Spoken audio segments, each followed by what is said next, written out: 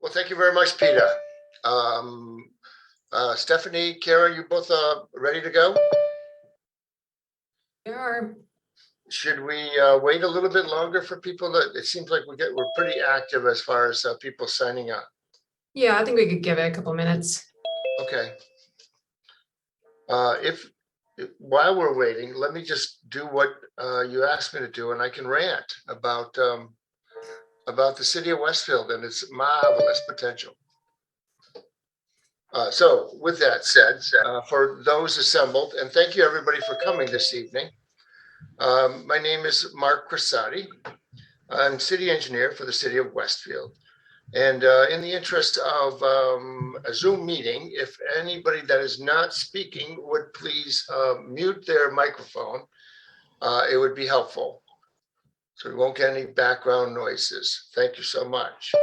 Okay, so this is the second meeting of this endeavor. And what we're looking to do, what we're assembled here this evening, hopefully you all realize, is we're looking at how does the city of Westfield move forward relative to the Colmbia Greenway? We are poised to complete our project, the Colmbia Greenway, from the Southwick Town line all the way to the north bank of the Westfield River, which is Women's Temperance Park. It's currently the terminus of the Greenway. We've gone through a number of years and a lot of different funding measures and a lot of different efforts. And this spring, we will be successful in finally completing that, which is quite an undertaking, given that there's seven something bridges involved, 9 bridges, I'm sorry, 9 bridges involved.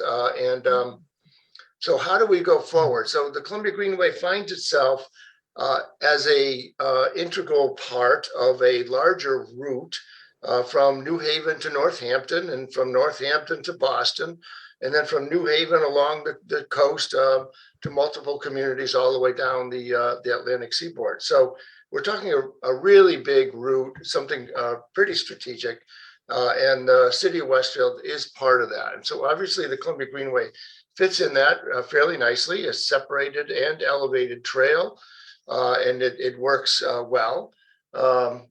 As all I think that participate in it or use it would attest. But so today we're looking to, all right, how do we then move northward? Gentleman I was on just talking a little bit earlier indicated how the Northampton, which connects to UMass and Amherst, it has moved through the town of East Hampton with the town of East Hampton with a separated bike trail. And the town of Southampton is actively trying to get an extension of that trail to Route 10. Along those lines, then the Commonwealth of Massachusetts is looking to do I'm not sure the exact term, but a central corridor for separated pedestrian bicycle use connecting Boston to Amherst. We're then looking at, and Mass DOT has taken up the inclusion and design of a separated multi-use trail in their improvements to Route 10 Southampton Road in Westfield, which goes from the north side of the Mass Turnpike, Route 90, to north of North Road. So that's in the works. Mass DOT will be providing this. That's not a simple effort. That's fairly decent heavy lifting on their part. It means that they have to expand their right of way and they have to install a 10-foot trail all the way. So there's a bit of effort and expense involved, but they're undertaking it and moving forward. So our goal and our charge to the consultant this evening, which is Tool Design. So the city of Westfield received a grant for analysis of how do we go from Women's Temperance Park to Southampton Road. And we engaged then with that grant a prominent multi-use trail designer, Tool Design. And this evening then we have Stephanie Ware and sorry. Karen Fitzgerald. Sorry, Karen. Sorry, I lost you. There you go. Karen Fitzgerald. There you go. So we've been working with them for some time through the fall here. We've had an initial public meeting or informational meeting, gotten a lot of data and public comments. They've worked through some of that and vetted it and followed through with a number of leads and suggestions. And they have quite a bit to report and very happy with what they've been doing. And if there are any questions, perhaps we could hold those to the end unless it's really dire. But let's try to hold them to the end just to write them down. And let's try to take them then at that point in time. And so with that, I thank you for your attention and thank you for your attendance. And Stephanie or Karen, who will be starting off?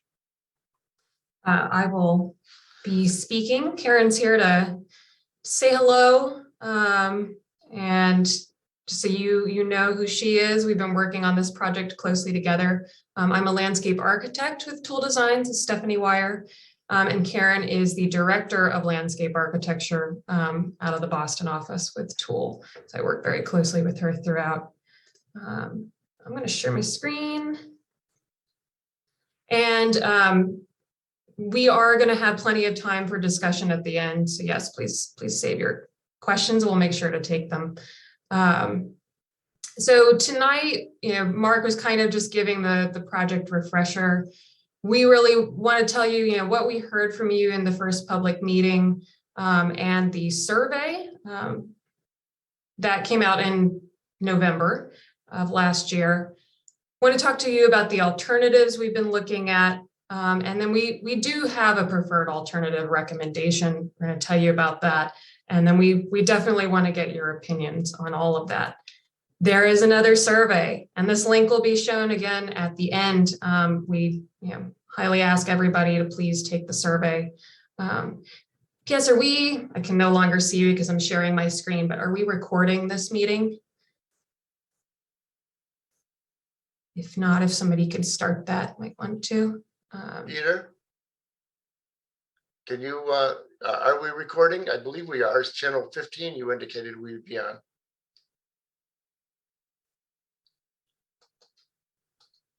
I'm not hearing from him, but I believe we are anyways. Okay. Well, Mark just walked us through. Recording in progress. Oh, there we go. Mark just walked us through kind of the project scope. I just want to comment a little bit more on the timeline, that we are going to have another public meeting probably in early to mid-February. So pretty quickly here as we're trying to get the project through. So just know that will be coming. Generally, we're going to be kind of showing you the full package of what we've done. And we are going to, of course, report out a bit on what we're hearing from the meeting tonight and the survey that's being released. So I want to delve into some of what we heard from the last meeting and the survey. Again, we held that November 17th last year. 47 people attended. The survey, we posted that slightly before the meeting, closed it on December 2nd. So there were over 2 weeks to respond, and we received a number of responses. 162 people hit submit, plus there were a number of partial responses. Generally, respondees were heavily white, male, middle-aged to senior, and 89% of respondents were from the area, were locals, 64% from Westfield proper, and then 25% mostly from Hampden County or Hampshire and Worcester counties just around. And then we did have some people responding who were from Connecticut or New York, and in a few outliers. I'm not going to go through all questions from the survey, but just some key points, our key takeaways. Generally, we asked, where are you trying to walk or bike? And we did leave it as a general question. 30 respondents said that they're trying to get to the north side of Westfield and above, that are trying to get to Southampton and Northampton. They want to make that regional connection. A number of people commented that they want to connect to downtown Westfield and Stanley Park. A few people said they want to get to West Springfield via walking and biking. And then many people commented just generally on, I want to get to the grocery store, parks, or restaurants. And And there, Stephanie, may I interrupt you just for a second? And I'm sorry, but when you touched on West Springfield, I will say that, look, this whole endeavor has sparked interest in parties to the east, and there will be some follow-up meetings and discussions on how that might move forward. Anyway, so just to let everybody know that, look, this, what's going on relative to this analysis really is getting people thinking, getting people motivated, and it's not going to stop with just this effort. Anyways, so thank you, Stephanie. I'm sorry. No problem. So we asked a little bit about your walking and biking practices. And the numbers here are for numbers people, but just the general points are that, of the respondents, generally there were 162 responses and about 155 were really answering each question. 55% of you who responded that you walk are saying that you feel safe when doing that, which is great to see. But generally, more people, 48% who bike, are saying they wish their route were more pleasant or felt safer. And a large chunk of people on either side. A few people responded, I don't walk or bike, and have no interest in doing so. And then a few people, literally 3 people, would like to walk, and 10 people would like to bike, but you're concerned that you would like your route to be more pleasant or feel safer. This is all walking and biking for recreation or for exercise. We also asked separately about, would you like, or do you already walk or bike for errands and commuting? A full quarter of people who answered about walking and separately about biking do not walk or bike for errands or commuting currently, which we would expect. About a quarter already are walking or biking for errands, and then a much smaller percentage of you are walking or biking for work. Of the people who are not walking or biking,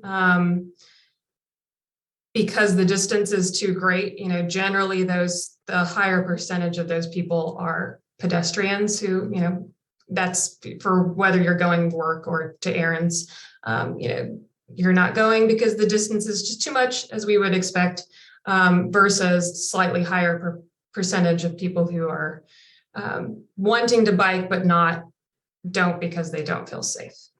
So just some, general things to note. We did ask yet another question about safety, specifically, where are you trying to go that you have concerns, and why are you concerned? And the majority answer was high traffic roads, meaning people wrote down high traffic roads, unsafe roads, there's too many cars. And a few people mentioned specifically lack of separation between cars and people on bikes. So, you all really highlighted how much of an issue this is around the city.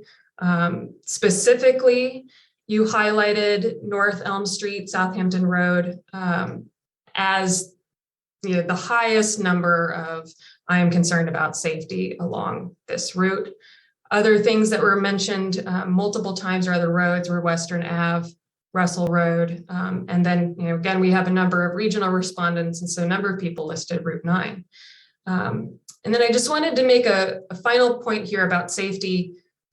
A lot of people are responding about how they feel about being near cars. We did get 6 people who responded they feel personally unsafe because of the conditions. They feel unsafe at night, when it's deserted, if they're alone. A few of you said you don't like walking or biking alone. So those are things that can be, thought about in later phases with trail design. Is there lighting? Are there emergency call boxes? Just know that there are people who are feeling unsafe in ways unrelated to cars. So we asked you, how would you use the potential trail connector? The majority response was bike riding for recreation or fitness. Over 80% of you stated that, and you could have selected any or all of these. The second most popular response was a nature experience or a scenic experience. We asked you to rank what matters to you in a trail, and an admission here, which some of you called us out on. We did not tell you whether 1 or 6 was the higher rank. However, far and away, the two values that got the most responses, and where most people seem to be placing 1s and 2s, were these, which is riding fully separated from cars or walking, and then accessing existing trails, parks, or open spaces. Other things you could have responded to were having resting points along a trail, ADA access in general, or don't care. And there were a handful of people who weren't really caring too much about the different factors in the trail. We asked you for just your general thoughts, and thank you to the well over 100 people who responded with your comments. Just the only point I'll really highlight here, and you can read through the rest, are that we heard from you in the survey and in the last public meeting your desire for a rail trail, to continue that, following along the rail line north out of Westfield. So, we gave that some thought.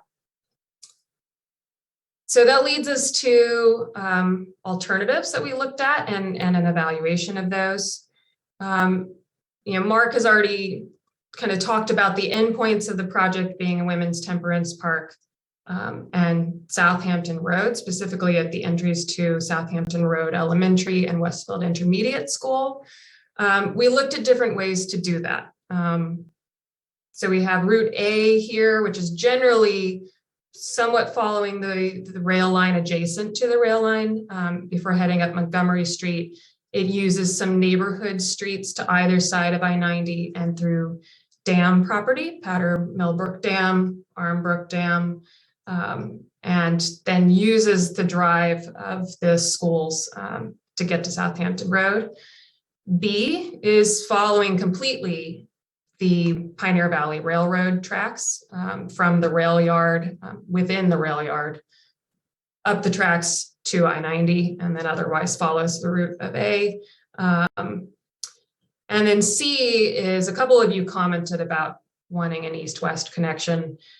We looked at Union Street up to Springdale Road, through the industrial park, and then following what would be MassDOT's project. They're starting their project headed north here with the shared use path along Route 10-202. So I'm going to talk in detail about each of these so you have a bit more of an idea. But before I do that, just want to tell you what criteria we were looking at in evaluating those, since we did come up with a preferred route. Generally, really establishing a trail that allows multimodal use to community destinations, schools, parks, and other open spaces, to services. That was a big priority. And these are criteria we worked on with the city. Constructability, that can include generally structures, looking at topography and knowing what are we going to need to do to get a trail through here, looking at utilities, trees. We just did this at a very high level for now, but we have to establish whether it's really feasible to build a trail. Regional connectivity, generally the trails, since they have all the same starting and stopping point, that value is about the same for each, but we're generally trying to get that from Women's Temperance Park and the Colmbia Greenway Rail Trail north. So developing somewhat of a fill in that regional gap up to Southampton Rail Trail that people are looking for. Safety generally refers to traffic safety. So avoiding as much as we can complex intersections, other road crossings, driveways, When we think about safety from other perspectives, such as personal safety, you know, that can come through lighting or emergency call boxes, and therefore can really fit into most any alternative. So with safety, we're mostly talking about interface with cars. User experience, highly subjective. This can include the ability to access shade, having space to provide amenities. So, you know, if we're going to provide any kind of restroom or seating, are there places to do that? Being able to access scenic spaces, all of those play into that category. And then finally, there's what are the environmental impacts? You know, generally environmental impacts are negative, and they also drive up your permitting timeline and permitting costs. So we looked at all of these criteria for you in the survey that we really hope you take. We're really asking you to kind of look at connectivity to community destinations, safety and user experience, and to give us comments on those. So I do just have to say at the forefront here, you know, we know people wanted to prioritize rail trail. And so we talked to Pioneer Valley Railroad. You had a discussion with them about this route. This is a very high use, this is their most high use area all along this track. And they expect that usage to grow.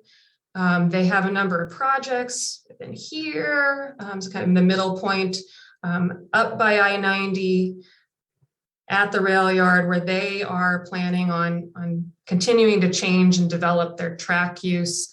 And for that reason, for safety reasons, they really do not support the use of their rail yard, which is down here, or any of the track up to I-90 for use. And so we have to say that it's not constructible and it's not under further consideration as part of this project. So we move on then with routes A and C as the options to further evaluate and to get feedback on from you. I'm going to take you on a little tour of each route. Starting with route A, generally, I'll show you what this means, but we're going to be kind of starting out, getting from Women's Temperance Park and then to the space next to the railroad up Montgomery Street. There's some flux in here of what neighborhood streets we could use. And again, I'm going to hone in on some of this in the next slides. Go across Powder Mill Brook Dam, make a connection around I-90, Armbrook Dam, and then up through neighborhood streets and to this kind of back end to the schools. Approximately 46% of this is off street, and that does include this segment here that would be near the railroad. Otherwise, it's kind of referring to the connections through the dam property. We still do have to collaborate when we're talking about rail yard adjacency or the connections by I-90 with Pioneer Valley Railroad. They have expressed that they are open to collaboration. So we have to continue the conversation depending on where our conversation goes tonight with all of you. So we're going to have a few slides that just kind of give you a little bit more detail on this alternative, and everything goes from south to north. So the pictures on the bottom of the slide are going from south to north. Generally, we would leave Women's Temperance Park out of the east, out of its connection with North Elm Street. North Elm Street being as wide as it is, we actually have the ability to, with further analysis, to take away a lane and run the path along the street, turn into Old Pachasik, and into the area on the south side of Pachasik Street Bridge. And Pachasik Street Bridge has this arch going underneath that we could potentially take advantage of to go into the rail yard and develop a switchback. And this is something that we have already mentioned to Pioneer Valley Railroad, and we'll be talking to them more about, but using a space to essentially just get up what is about 20 feet of grade, and then crossing over this bridge.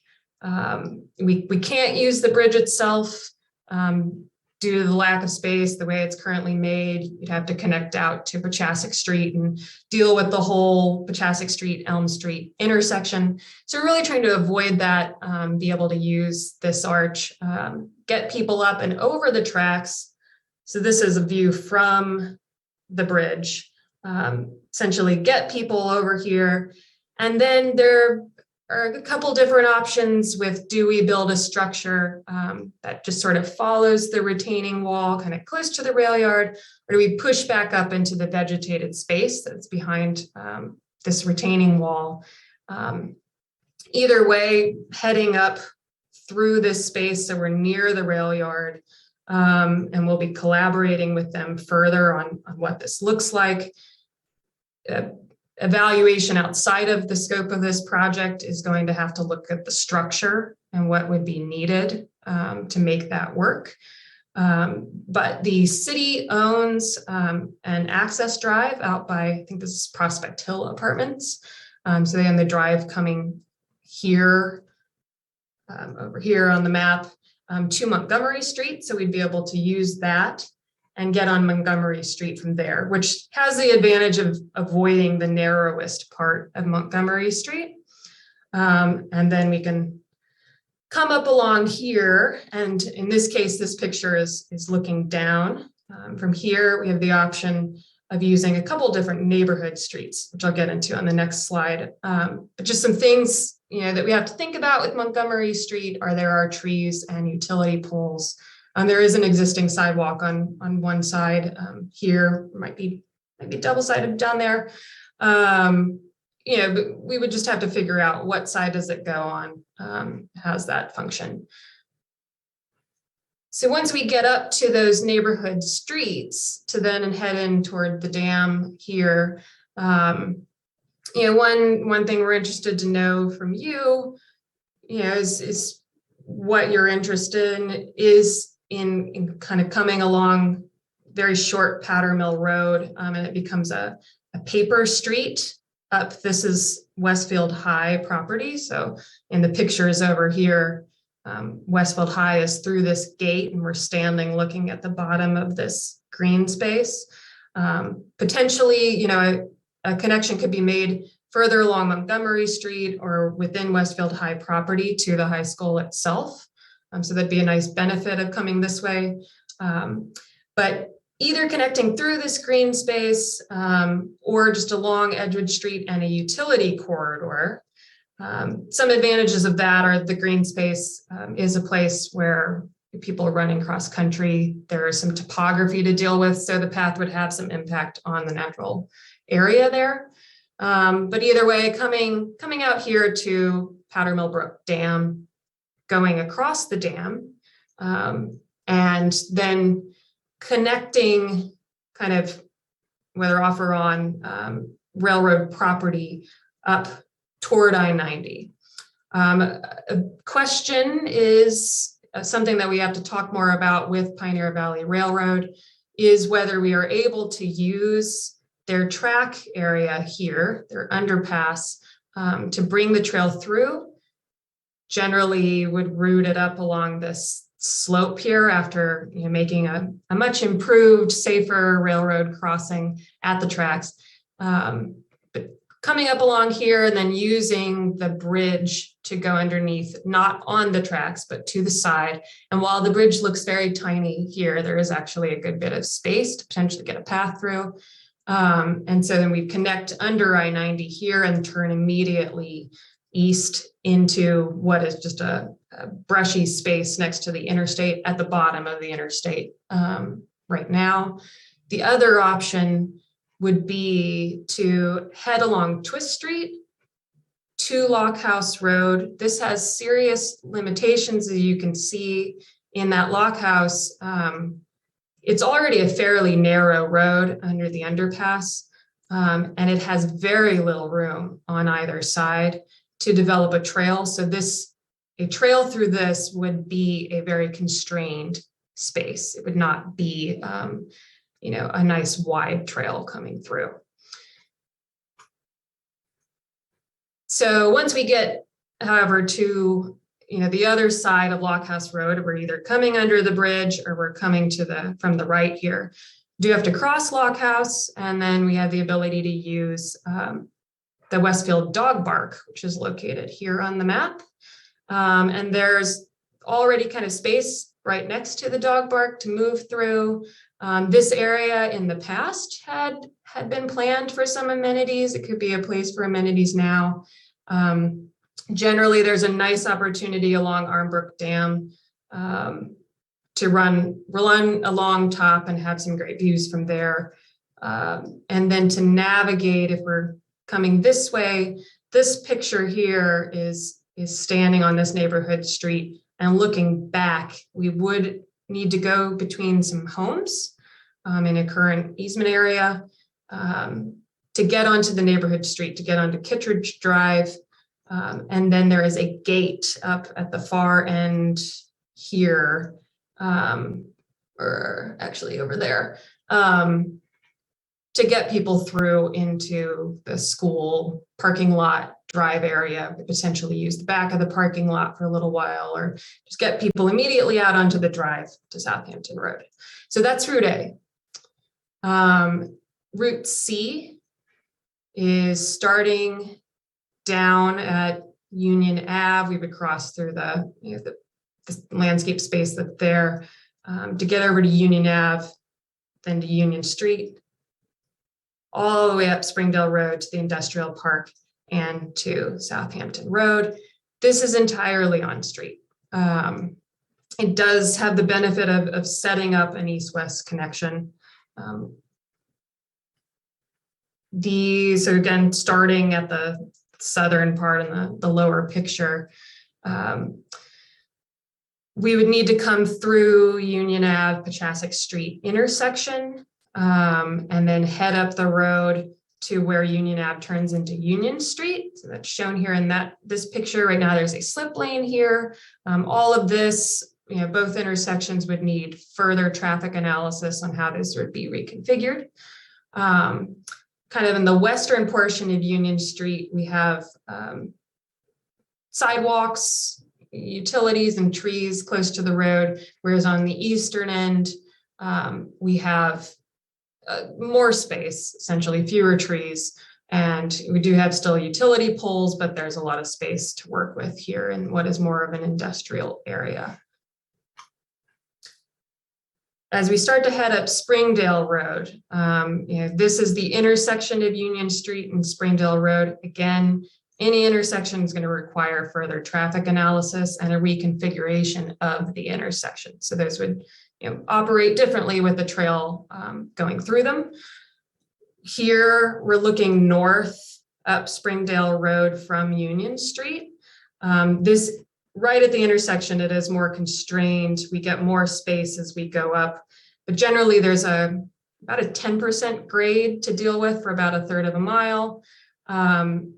Here, again, it's a little constrained toward the intersection, but probably what would happen is that the path either carves into the hill and we have a retaining wall behind it separating people from utility easement, or we put people on top of a retaining wall, in which case there would need to be a rail and another separation on this side from the utility easement. But generally, we could fit people in on that eastern side of Springdale Road. This is a picture from kind of midway along Springdale. It does flatten out after about a third of a mile, and is then kind of open road, again with some utilities and trees, but not too bad. So people ride up along here until they get to Holyoke Road at the top of this graphic. This was, and we showed this in the last public meeting, this is a high crash area for cars. There's not currently really been any issues with pedestrians or cyclists through here that I remember. But this area appeared in the state's top 200 crash locations back in 2017. primarily what's happening is we have, stop sign for people going north, south, and everybody else on east, west continues straight through and kind of flying through. So this intersection would also have to be fully analyzed and somewhat reconfigured to support trail use through. Once we get up through that intersection, we're looking west here in this first picture, and then the second picture along Industrial Park Road, through the industry area. Again, utilities, some trees, kind of very few, some railroad tracks to cross over, but space here to develop a trail through this segment heading west, until we get to Southampton Road, Route 10, 202. The last big challenge before we hit MassDOT's project is how we get people over I-90. Currently, I-90 has a median. We are trying to find out how likely it is to be able to repair the bridge, hit underneath from the interstate. And so the median is there for that reason. Possibly it's very small repairs and the median could be removed, and then we have really a decent amount of space to work with to get a trail through. If it's not removed, we have a much more constrained space to work with. So we would need to get people over that overpass, and then figure out whether it's south or north of the overpass that we're getting people to the west side of Southampton Road, which is where MassDOT is developing their shared use path. And again, their shared use path takes off from right next to the interstate. So those are routes A and C. We are recommending as the preferred alternative Route A. And of course, we want to get your feedback on whether this is right or not. But generally, we're recommending that because it is the more direct connection to or through open space. I did not mention any open spaces with Route C. They would need to be small neighborhood connections, connection to informal areas that are not really known as open spaces. So Route A is really the open space connection. Both routes A and C go through dense residential areas. That's not an issue, but Route A has an additional advantage of it connects to the schools via easier neighborhood streets, off-street trail. It makes the connection to Westfield High School. That Route C does not.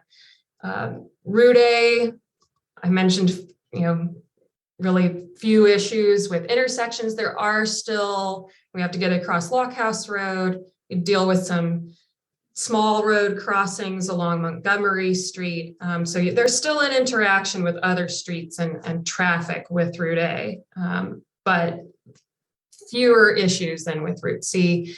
Both, I talked about some structural needs, retaining walls and grades to deal with both routes.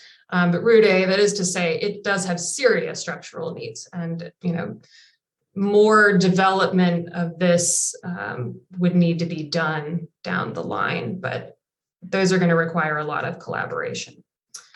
So with that, the next steps are really to take the preferred alternative forward into more development at a planning level, attach a cost estimate, add a planning level to it. And then to identify what are the next steps that need to be taken to propel this project forward, get the stakeholders. Of course, we've been talking Pioneer Valley Railroad, but get more stakeholders in the mix and what conversations need to be had. And then lastly, the next public meeting is coming up early to mid-February. So just know that that is coming back to you. So with that, we want to get your thoughts. We want to hear about which alternative is your preference. What are the things you like? What are the things you're concerned about? What amenities are you hoping to see and where? And again, the survey also gets to some of these questions. So we'd ask that you take the survey or pass it along to friends who didn't attend the meeting tonight. So with that, I am going to open the floor up. And let's see. Access this. How are you looking, Stephanie, to answer questions? You want hands raised? Yes, let's do hands raised. So if you look at the bottom of your screen, or actually you can do it right next to your, oh no, you can't, so it doesn't change. Where did hands raised go? If you send your cursor to the bottom of your screen, you'll find under reactions. Yes, it says raise hand there. Yep. Sorry, could not see that text. I was looking at the clapping hand. So where it says raise hand is what you want to press. So with that, and I'll just call people off as we see them. We'll go in order of who raises their hand. So Frank O'Brien is our first. Very fine presentation. I really enjoyed it. I agree wholeheartedly that Route C is a non-starter. There's not much advantage over just going over roads as they exist. So I'm disappointed that we can't go along the rail trail, or the rail line, I should say. But A does seem to be the most prominent choice. And I think we should just seriously move on to cost estimates in the next step. That's about it. Thank you very much. Thank you. Carmel. And Kate, I see your hand raised manually. We'll wait for you until Carmel speaks.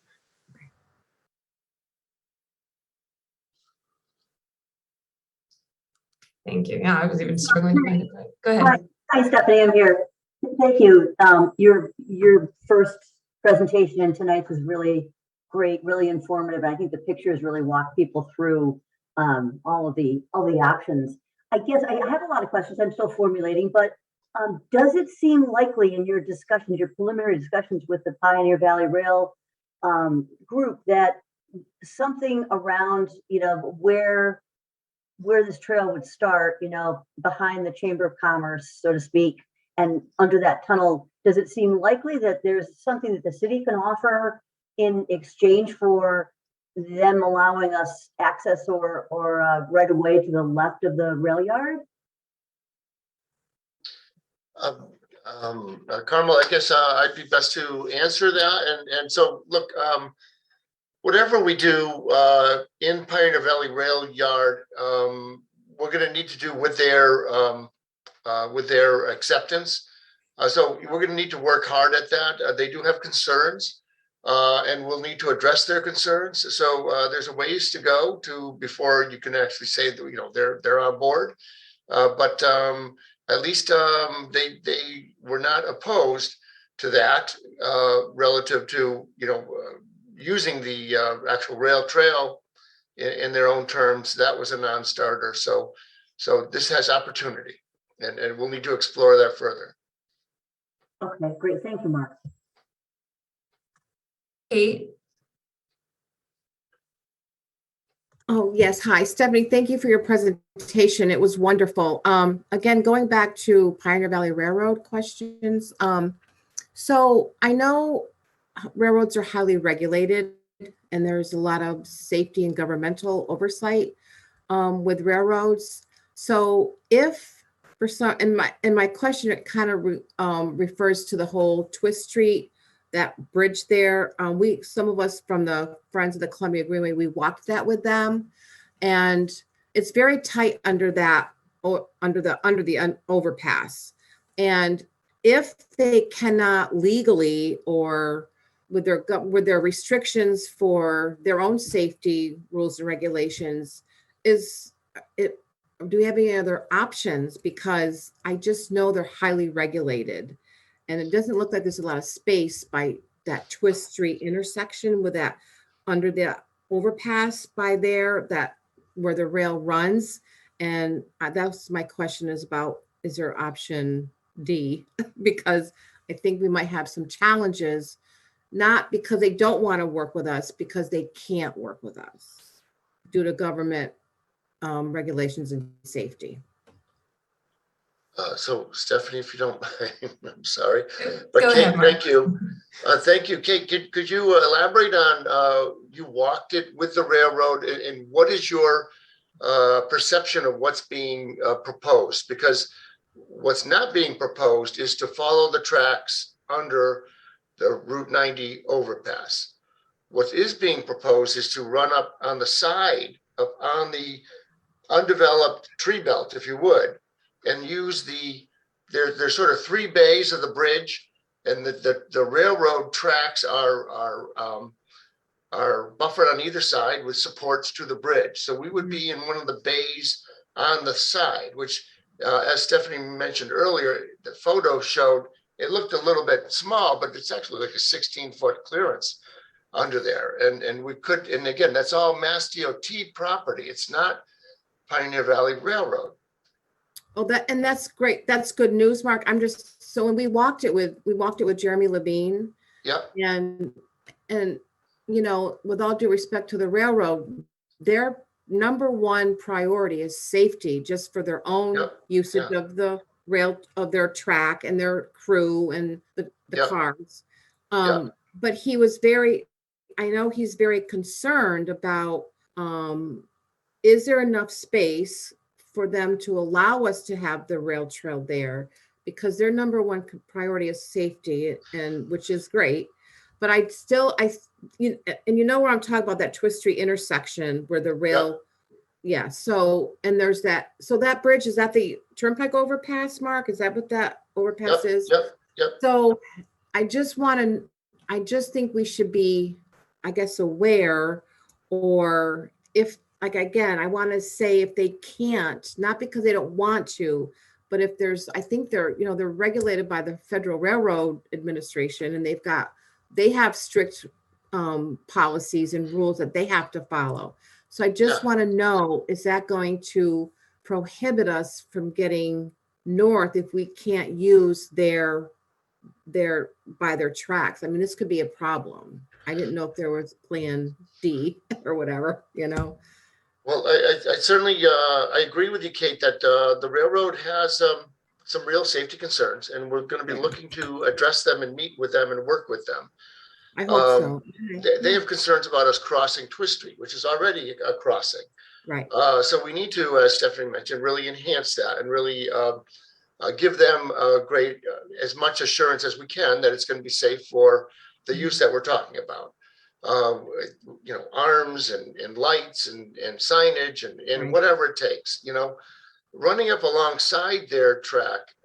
Again, we're not going to be on their property, and we're not going to be using their property. We'd be looking at Mass DOT, and again, whatever their concerns may be, I believe we'll be able to create enough of a buffer between the two that will give them, you know, will address their safety concerns. This does still need to be vetted and proven, but you know, I think we have a good likelihood anyways. Okay, but That's great. I thank you for your appreciation, your perception on that. Certainly we'll be working further with Mr. Levine and the railroad to address their concerns there. Absolutely. That'd be great. Thank you. Thank you, Kate. Thank you. I think Mary's next. Mary Ann. Mary Ann. All right, here you go. I guess I'm on there now. All right, thank you. I totally agree with Kate with all the comments she just made, because I had close contact with the railroad. They are high priority safety. And so we know that there are a lot of regulations and rules that they follow, having been involved with the Pioneer Valley Railroad and even the CSX and the Federal Railroad Administration. So my other question, so I think that needs to be looked into, and you need to examine that more closely.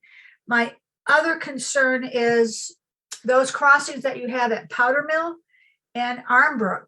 I mean, has the Flood Control Commission been involved in any of these discussions? Are you getting input from them?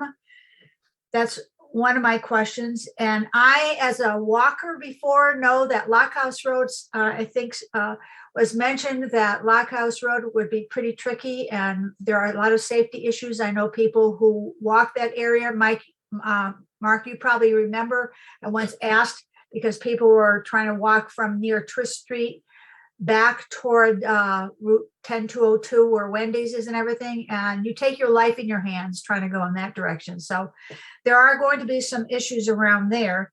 And so I would like to know if there's any involvement with the Flood Control Commission. And I noticed that Route A comes by my house.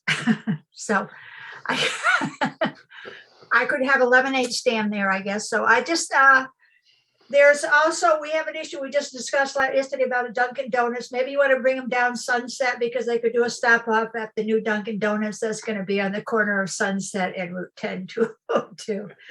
So I would hope that those kinds of pursuits will be made, and that the people, if A is the priority choice, that those people in those neighborhoods who have had issues before with the traffic themselves around that area and the safety issues are going to really be involved in the discussion going forward.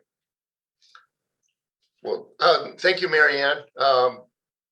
So we have been in discussion, with the idea has been vetted with the Flood Commission. You know that both of those dams, I believe are being evaluated for enhancements. As part of that, it's been floated out there and vetted and discussed running the multi-use trail across the crest of those dams. So the Flood Commission is in principle in favor of the use, such a use. Obviously, issues come down to detail. What does that actually mean, and how does that impact? So obviously, more discussion and more interaction will be had. But yes, they have been in the loop to the extent that there is a loop. Again, this is very preliminary and conceptual discussion, and details. Devil is in the details, as they say. Well, what's going to be done with getting those people up, like say from Armbrook up to that road that now is a walkway that people take down toward the reservoir? Yep. And you're coming up to Barber Street, and then that's where you want to get across to Kittredge. That's a pretty steep incline right there. Yeah, so it would need to be negotiated. Again, those are details. If you look at what's being proposed as far as the dam enhancements, so I'm not saying which one is going to occur first, whether the trail occurs or whether the dam enhancements occur, but the proposed dam enhancements actually continue the crest of the dam straight across the spillway and really minimizes that slope that has to be addressed. And even if they don't, there are ways to address the slope, and they will be investigated. Yeah, I can see that that's going to be it really needs a lot of discussion. All right. Yes, well, so does also the neighborhood engagement. We'll certainly will have neighborhood. At least I will tell you that we'll have neighborhood engagements with both neighborhoods and whatever population to discuss and try to address people's concerns, to get the concerns out there. We'll do our best. Excuse me. But Mary Ann, I am leaving, so I can only promise so much. But we certainly will set as much as we can in motion before I do. All right, that's good to hear, because I know that there are people already in this neighborhood who have expressed those concerns, and I just participated in a thing that was happening with the Dunkin' Donuts thing, and so those people in the neighborhood, not only bicyclists, but people are going to look for an easy way to get out of here if they're going to have an interruption of their access down Sunset and also probably Woodside. But you're going out by the school, so that's a whole nother. Yeah, that's correct. And Mary Ann, I would tell you as well, as far as your discussions with the neighborhood, and I certainly appreciate that you are forefront with neighborhood concerns. But the city is not ignorant to the issues of Southampton Road and the traffic that's on Southampton Road, and so we are actively looking at ways to address that traffic and trying to get in and out of neighborhoods and so forth. So it's not like that's not that's dead and it's not going anywhere. We are working on it, and we're happy to have that discussion, and hopefully we'll have some public meetings to address to vet those things with the neighbors as well. All right, thank you, Mark, and you will be missed. I just want to say that. Thank you, Mary Ann.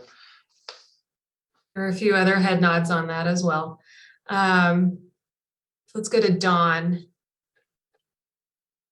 Yeah, I was just wondering what the connection would be like between Women's Temperance Park and Old Chassac Road to access that underpass. So the thought is, Don, to actually, right now you have 3 lanes running underneath the railroad. To potentially take the western lane and either, and somehow merge it, migrate it over and add it to the current wide sidewalk that runs under the rail, which is raised from the road level. So one way or the other, though, if you actually remove one of the travel lanes there to put it into multi-use trail uses is what the thought is. That would be brought back up to the elevation of that sidewalk there. Potentially. Can I just chime in on that too? Is that, well, anyone who drives, southbound, they go over the bridge and they know that far most right-hand lane ends up turning into a right turn only to Orange Street as it is. So most people that are familiar with the traffic pattern there, you know, I mean, not to say nobody uses the right lane, but it's kind of sparingly used as is. So I think we'd have to look at it more, but the idea being it won't have totally adverse effects to take away a portion of that lane under the CSX railroad. And we don't know what that looks like yet. Like Mark said, devil's in the details, but that's kind of the idea, is to utilize that lane to get more of a, separated condition under the railroad to Old Pachasik. Yeah, so as Matt's saying, and Matt first, I think, vetted this or floated this idea to begin with, but we have been studying the issues at Orange Street at Elm relative to the need for a traffic signal or whatnot, and that report will be coming out to the Traffic Commission shortly. But what the consultant identified is a lot of speeding that goes on in that lane from what cars do use it. So and what they're trying to do is obviously beat the main corridor and try and scoot in front of them before they get to Orange Street. So they're not really using it for Orange Street. They're just using it to get around the main traffic. So, I mean, to take away a lane for a portion of it will help to reduce that speeding and that sort of effort to bypass the main corridor. So it has other ramifications than just the bike trail.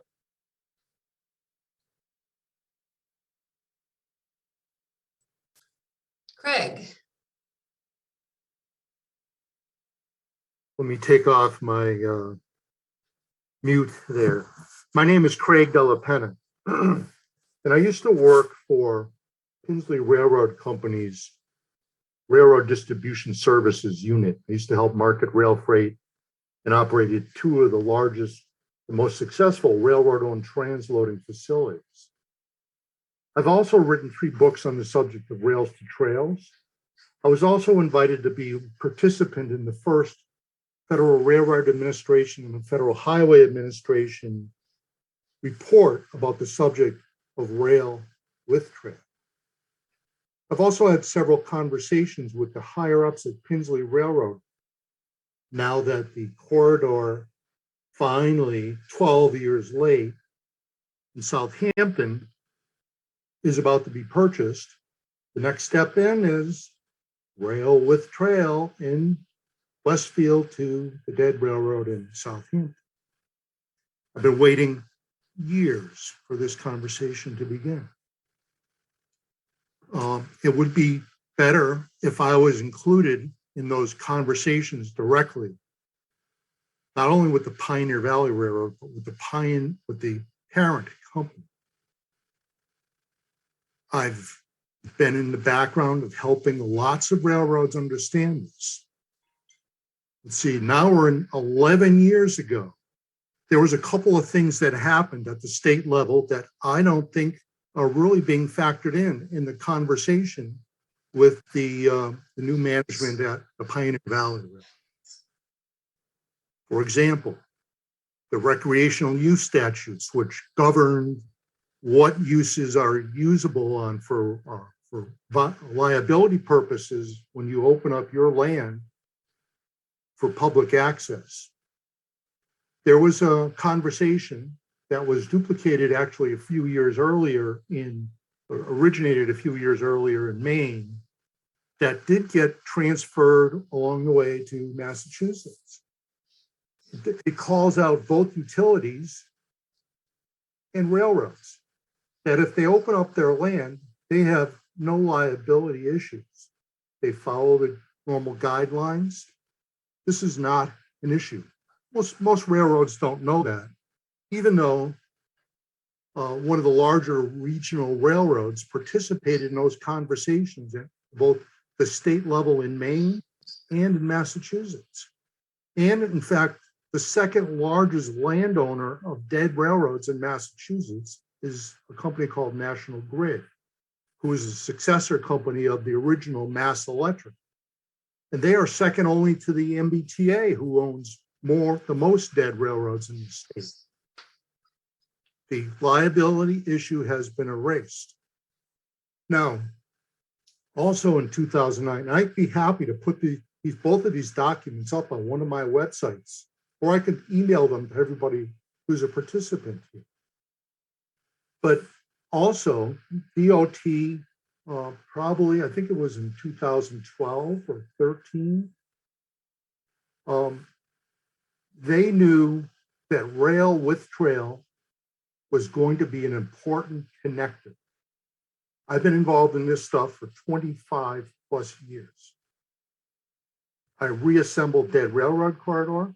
I have a land acquisition vehicle I use if I need to do so, to block sales to adjoining landowners. The DOT knows that there has to be rail with trail in a thoughtful place that makes sense to connect things. Let's zoom up in altitude here. Well, first, before I go too high in altitude, let me just say that this document that calls out the need for more rail with trail. In fact, DOT has inverted their prior stance, which was, oh, that's unsafe. And until you can prove it's safe, then we don't want to know about it. To become today, we assume that these projects, since there's almost 200 of them across the country, and there's little or no hazard because they're all thoughtfully done and people are trespassing there lots of places anyway. And so these are ways to make these places safer. And so DOT has come to the realization, unless it can be proven to be unsafe, they want to see them get built. They will be helpful in this. And if you were getting my newsletter, you'd see that there are bridges being rebuilt. Every month there's a story about a bridge replaced, rebuilt, or just put in on this network that's being developed within 150,000.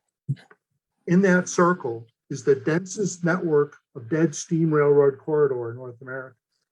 The extraction industries like coal mines know these went to the little industrial cities in southern New England and a little bit into New Hampshire and Vermont. But this is big. In fact, I'm the executive director of a newly repurposed 501c3 called Nawatic Network. And in the next few weeks, we're going to be sending out an RFP that will duplicate what happened in New York when it was so stunning to the governor of New York that one trail produced $250 million a year, that they commanded DOT in New York to build 400 miles in 4 years. Could we ever see that in Massachusetts? We have enough inventory. In fact, I just launched another rail trail project coming from New Hampshire into Winchton today. So this is big. And I urge you to don't just think of things as expensive. The money that's going to be available here will shock you. This is big. These are, matter of fact, these are the only projects that DOT can build. These bike path, rail trail projects, bridges, they love building bridges. These are the only projects they build where hundreds of people will show up at a ribbon cutting. They love them. They love them. This project will connect New Haven with Northampton, and there's a lot going on. I'll give it go there. Thank you for all your hard work you're doing here. It's very notable, and it's very much appreciated. I just want to let you know that. And Mr. Crissati, we're going to miss you when you retire. Thank you for all your work you've done over the years. It's a matter of fact, I'd like to talk to you after you retire because I got things for you to do after you retire. You're not old enough to golf. Thank you. Thank you, Craig. Craig, if I may, we're going to have further conversations with the railroad. Obviously, we're still impacting them.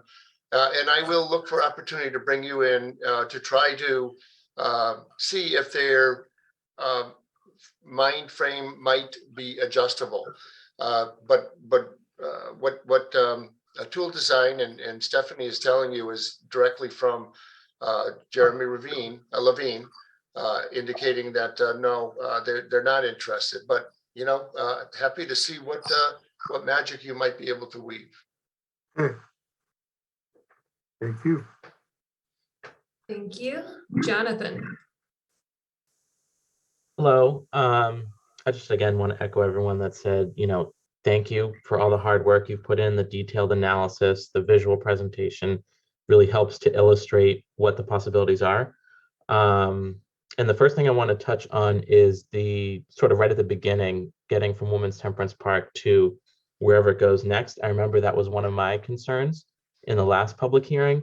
And, taking a lane away on the southbound leg of North Elm Street is a really creative solution. And it also, I feel, has a bigger traffic calming implication in a good way to, slow traffic down that's going way too fast in there. So I appreciate that idea and I really like that as a solution.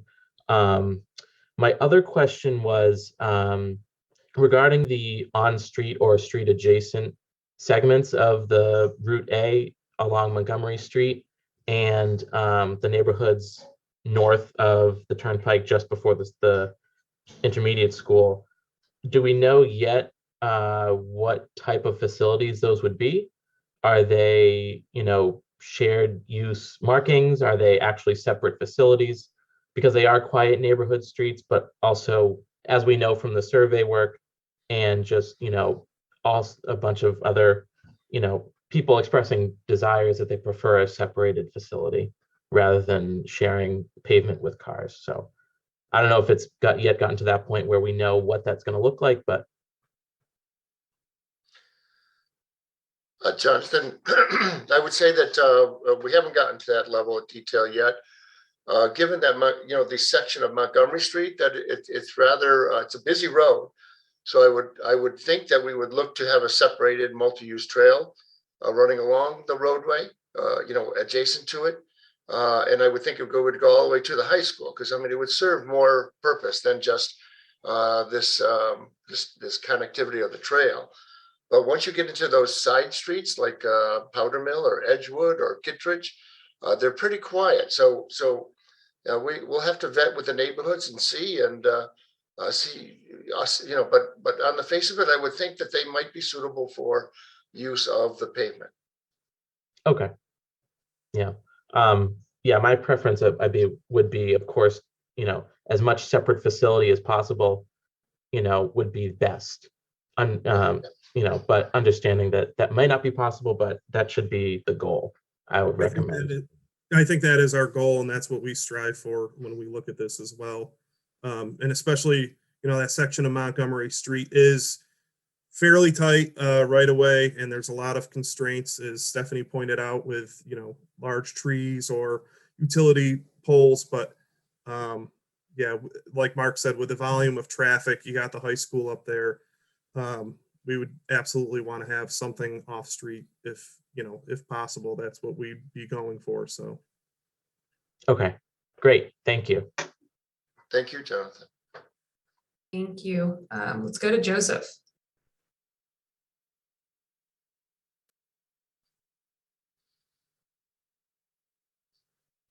Joseph, if you're talking, you're muted.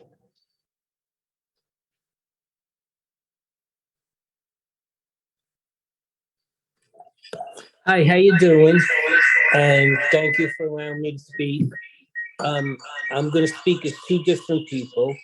First, as a commissioner on the off-street parking, I'd like to say anything we can do, please let us know.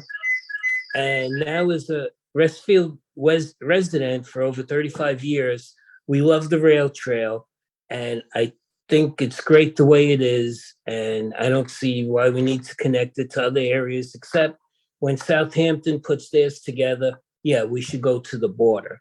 But keep up the good work with it. It's really great. We're originally from New York City. We never seen anything like this in an area like this, and we love it. So thank you for that. And I'm done. Thank you very much. Talk about our taxes. I see that Craig's hand is still up. I do want to welcome anybody else who might want to throw in here. I think some people had their hands raised and put them down. Are you trying to raise again? Joseph, you are still unmuted.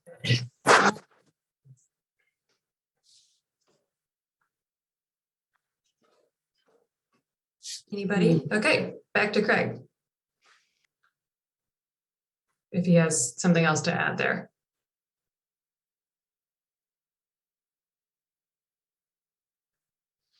He might be done, just didn't put his hand back down. That's fine.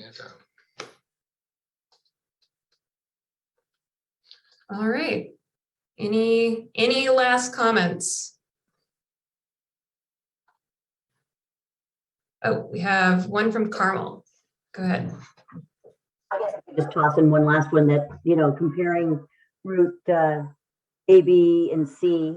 And, also I wanted to say it's really great to have a lot of participation from our board members of the Colmbia Greenway Rail Trail. So nice to hear everybody and everybody else tonight too, Craig included. But when we went through your presentation, Stephanie, it was great to see the different options, but quickly clear that B wasn't going to be the best. And then I was kind of rooting for A anyway, I think just because of the way it connects with the schools and with neighborhoods in that part of town.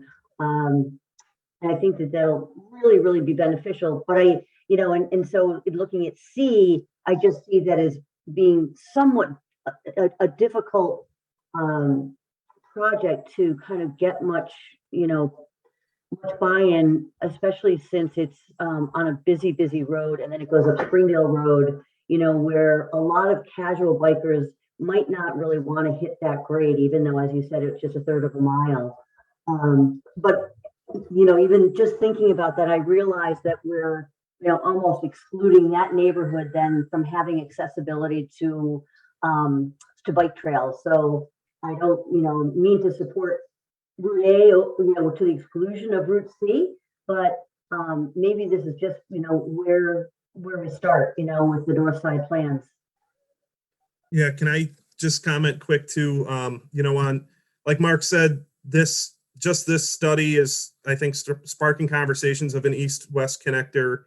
As Stephanie pointed out in the survey, there was discussion, or there were comments about West Springfield connection, and so we're not anywhere really advanced on those discussions by any means, but there has been, talk opening up about that. So this could be the start of that. To Stephanie's point, I'm glad she pointed out the Springdale and Holyoke intersection, the dangers of that, and the crash data that, proves that it's one of the most dangerous intersections in Westfield, I believe. And so beyond that, I just want to mention too that we just completed a new traffic signal at Springdale and Union Street. And as Stephanie said, we probably would have to look at some sort of reconfiguration. We also just installed new sidewalks along Union Street, and that might have to be modified if we're going to put a trail there too. So there's a few other things that, there's been significant dollars spent along Union Street, and probably introducing another multi-use trail or bike trail down Union, that might affect what we've already done on Union. So those are just a couple other things to keep in mind when we're considering this, and constructability costs, and the money that's already been spent recently to improve things along that Route C. So just a couple other things to throw out there. Thanks, Matt. Thanks, Matt. Kathleen? Hi, I was wondering, is there grant money that's connected to this extension? Or is it going to come from the city?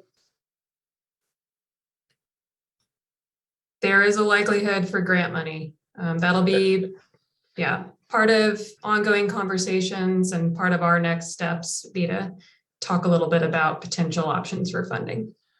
Thank you. Kathleen, I this, you know, whichever option we do, I don't see it being done in one undertaking, one project sort of thing. I think it's going to be a series of projects funded with whatever funds might be available and that we might be able to garner for our effort. And then you assemble it over time. I think it's going to take time. It's going to take resources of varying sources, but thank you. It'll be similar probably to what's already been done with the Colmbia Greenway rail trail, where it's been phased, and we've, you know, taken advantage of funding opportunities as they've come. So that'll probably be the same scenario here moving forward. Who applies for those grants? Matt, do you or the city, or how is that done? Generally, it's done through, so far it's been done through engineering, but we're certainly happy to work with anybody who has got money to spend. Okay, thank you. Thank you, Kathleen. Back to Mary Ann. I didn't know it was going to be so fast. All right, I just had a quick question. Did anybody ever think of a four-way stop at that dangerous intersection on Holyoke Road and then Springdale, I guess it is? I don't know if that's possible because We have of thought the about way- it, Mary Ann. Yeah. Yeah. So, I mean, that might fix that particular problem. And how about, I know that the water department is looking at putting a pipeline following, I think it's the power line right away that goes up along the side of Springdale. That's going to connect to where Yes. halfway between there is going to be the I think wells 1 and 2. Yes. And is that land that can be used to get off the side of Springdale going up that hill from Holyoke? That would be the idea, Mary Ann. Okay, all right, thank you.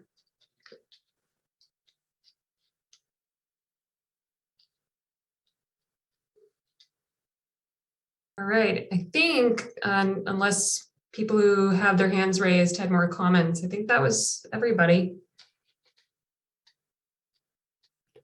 So, well, I will say a big thank you to all of you for your time and attention, your good feedback and questions. Certainly some of the things that you've asked about, you know, we're going to be looking more into and reporting on as part of the feasibility study report. So again, we're going to take a little bit of a next step once we have some survey results in on preferred alternative. Right now, you know, we recommended A. We've heard feedback from you tonight, generally leaning A. We do want to get the survey results in, and then we'll be developing a concept a little bit further at a planning level from there, just to kind of know what are the next steps that need to be taken to propel the project along. Mark mentioned this is a multi-step process. There's a lot of work that needs to be done. And, you know, I mentioned particularly structural analysis for things such as along the rail yard. We need to go back and talk to Pioneer Valley Railroad. So there's still a lot of steps left. But public process will certainly be part of some of the next phases of this development. For this project particularly, we'll be coming back to you with one more meeting. Any words, Mark? I'm sorry, I'm just getting some feedback on my phone here of people having difficulty. So I'm sorry, just a second. Oh, okay. So no, it's just thank you, everybody.